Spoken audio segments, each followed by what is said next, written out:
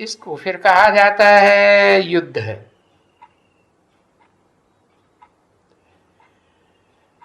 तो ये कर्म क्षेत्र है। प्रवृत्ति में रहते कर्म भी करना है कर्म इंद्रियों से, और कर्मयोगी बनते हुए याद भी करना है।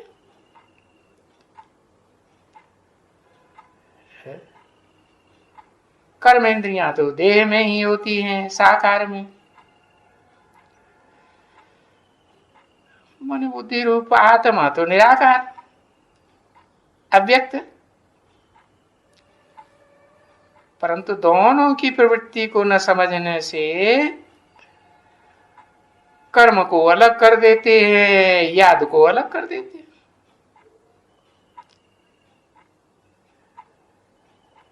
नहीं तो कर्म को अकर्म बनाना सीखना है। ये जो कर्मों का बंधन है ना, जो 63 जन्म बंधन लगा, वो तो अज्ञान के कारण लगा ना।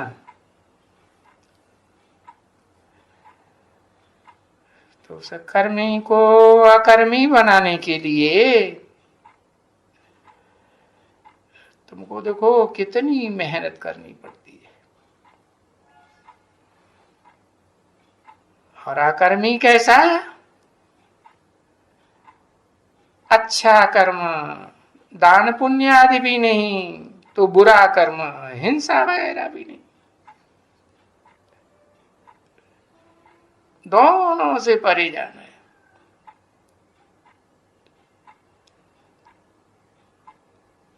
तो फिर बच्चे बाप के पास आते हैं तो नजदीक आते हैं तो जैसे रावण राजी नहीं। फिर तो तुम्हारा जो कर्म है वो विपरीत कर्म विकर्म हो ही नहीं सकता, है ना।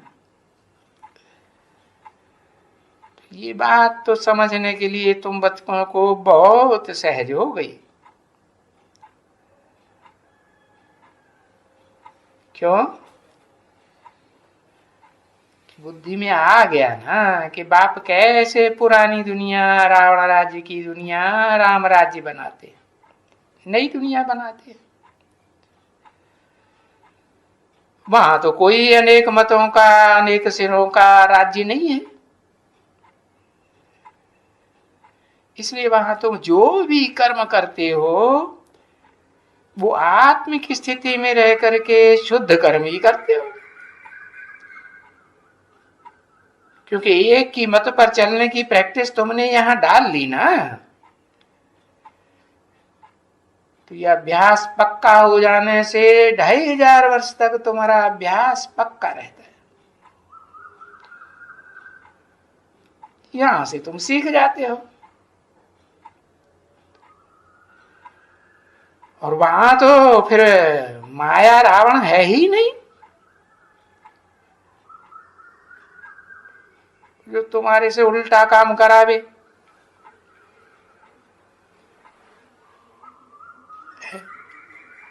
और वहां से देखो 5 विकारों का मुखिया काम देवता जिसे कहा जाता है वो ही नहीं रहता साकार रूप में। तो शास्त्रों में लिख दिया है होई है काम अनंग, अर्थात वो कामदेव को वो काम करने का अंग ही नहीं रहेगा। उन अंगों में उत्तेजना ही नहीं आएगी। समझा ना। इसलिए तुम वहां कोई भी ऐसा हिंसा का उल्टा काम नहीं करते हो,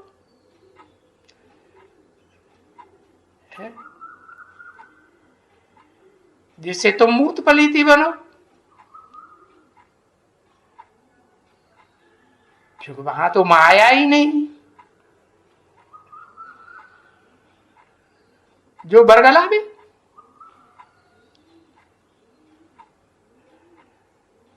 तो पीछे क्या होगा? जब रावण ही नहीं, माया ही नहीं, फिर तो राम ही रह गया ना। रावण के अनेक सिर खलास हो गए। मुखिया ही नहीं रहा, काम विकार तो छोटे मोटे विकार तो खलास।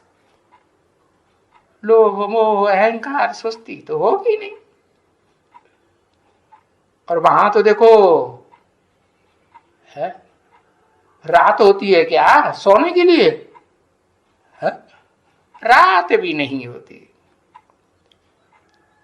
वहां तो। जैसे कि सदा ही ज्ञान का सूर्य प्रकट रहता है।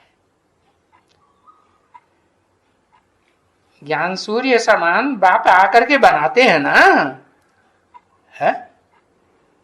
किसका नाम दिया है शास्त्रों में? मैं आता हूं तो एक विवस्वत को सारा ज्ञान, विवस्वत सूर्य को कहा जाता है ना। तो ये राम रावण का युद्ध है, इसको गहराई से समझना कोई बड़ी बात नहीं है।